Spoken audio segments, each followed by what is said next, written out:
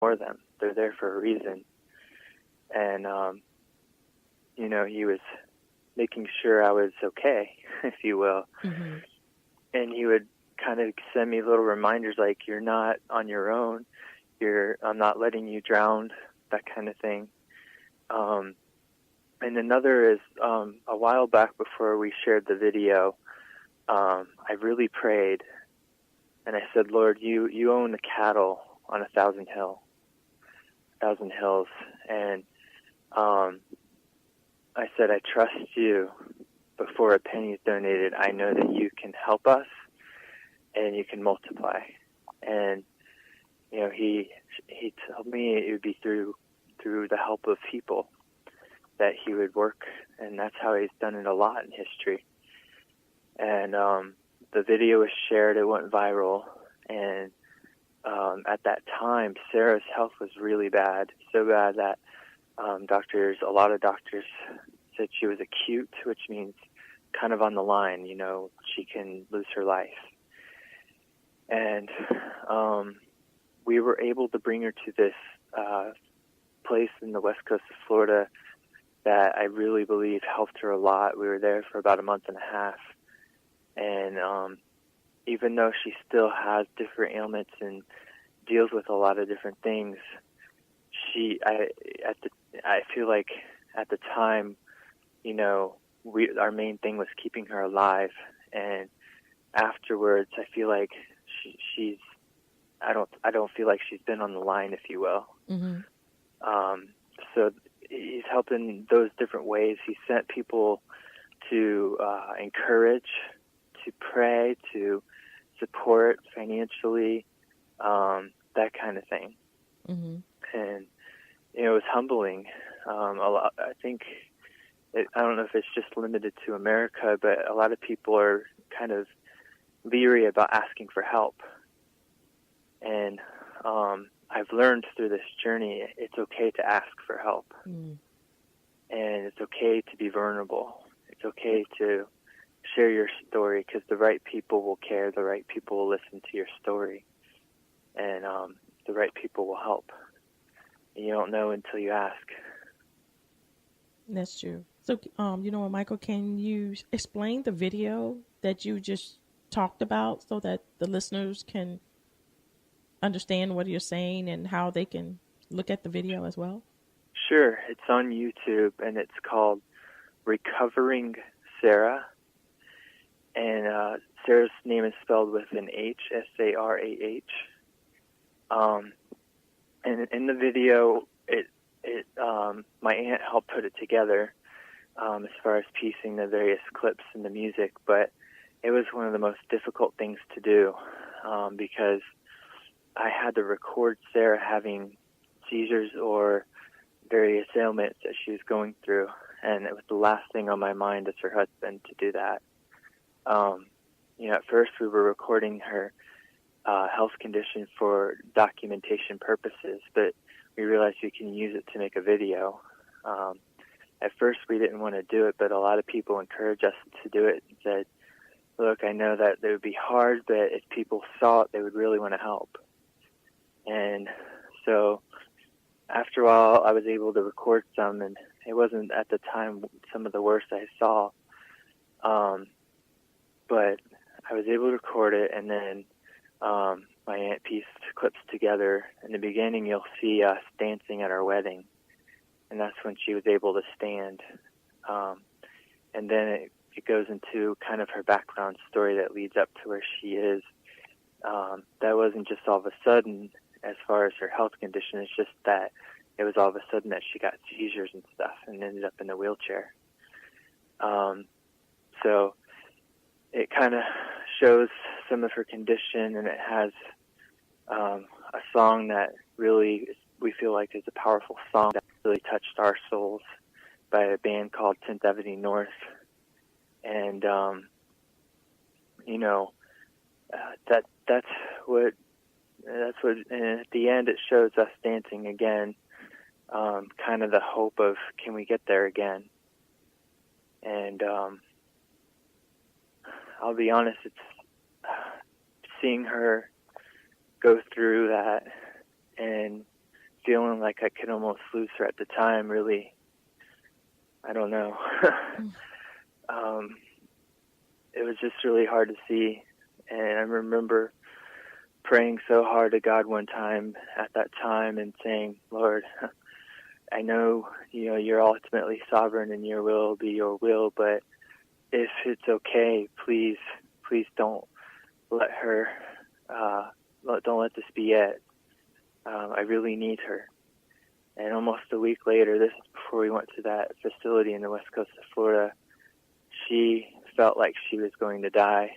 And, that feeling like, and, but then it's like she heard God's voice and he said, are you sure?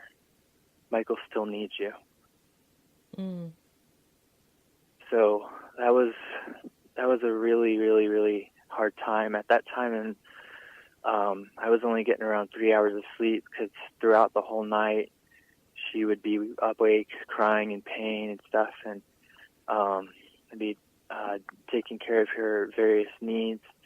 And it was humbling for her too. I had to help bathe her. I had to, everything you could think of that, what you do as a caregiver. And so it was humbling in that way, but it was different because I wasn't fully thinking about everything. I was just thinking that we need to get her better. We need to, first it was that we need to save her life. Mm-hmm. Then it was, we need to get her better. That was the main things on my mind. I wasn't thinking about anything else. And if I could give advice to any caregivers, especially the ones who take care of their loved ones or spouse, it's keep doing that. Loving on them with your all, but make sure you take care of yourself too. It's not selfish to make sure you're healthy so you can be healthy enough to take care of your spouse or your loved one. That's something I wasn't doing at the time, and I was barely eating because I was so focused on helping with everything with her and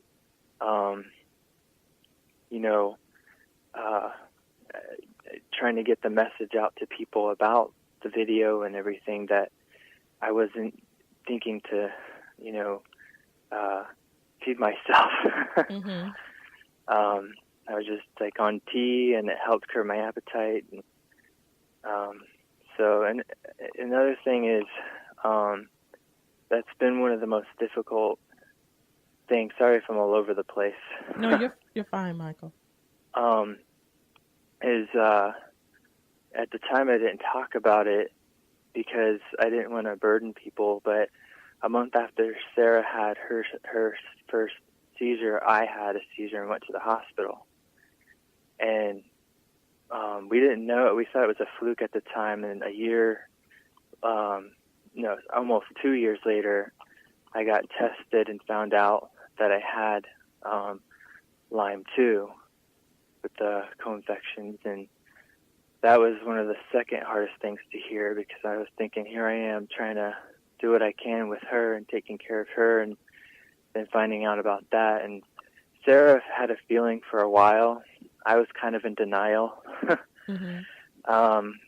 But she noticed that my health kept going downhill since we got married.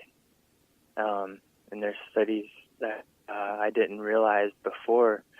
People can get Lyme not just through ticks that carry Lyme, but it can be through what you do in marriage. Mm-hmm. So that was difficult. But even though it's been hard, and I'm like, why did you allow this? That kind of thing. There's the other side where I'm like, I can empathize with her even more so. I can understand I'm so sorry. Go ahead. Oh, it's okay. what she feels and things like that. So, thankfully, on the one end, it's if you don't get it right away within the moment you start having symptoms, then it would be considered late after 2 months. So, if we don't do things to help our health conditions, we can go backwards. But, I take different things and I try to lay low. Last year, 2015, I had various seizures, taking issues with walking normal in the evening and couldn't do certain physical things I used to do. Sarah's parents have been a huge help. That's another thing is if we didn't live with them and we were in another state, I think it would have been way more difficult. But they help with different things like making meals. I used to do that myself, but in the evenings I'm not good anymore. And we all kind of pray and, that kind of thing. So they do a lot of different things that I used to not be able to do. I'm sorry, I'm all over the place.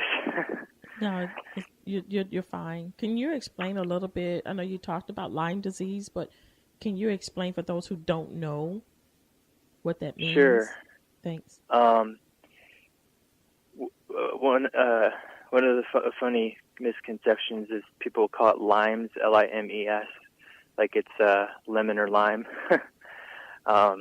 Now, what's helpful is there's something called the Lyme Challenge where they take a bite out of a lime to kind of talk about it. That's every May, the month of May, they have the Lyme Challenge. It's kind of like the ALS Ice Bucket Challenge. So Lyme is a super bacteria that has various forms. 3 of the main ones that have been talked about for a long time. And it wreaks havoc through your body. It mimics other conditions such as MS and things like that. It can go throughout your whole entire body, your brain, your heart, various parts. It makes your immune system very weak. And usually what people don't know is Lyme usually comes with something called co-infections, which is multiple different infections, other bacterial infections such as Babesia bartonella, and there's viruses, because your system's so weak, and ticks carry that. So for Sarah, she was infected when she was young by it, but it didn't flare up really bad until recently. And she has a genetic mutation that makes her more susceptible to biotoxins and infections. And so basically, in essence, it's a superbug, a superbacteria that wreaks havoc throughout your body.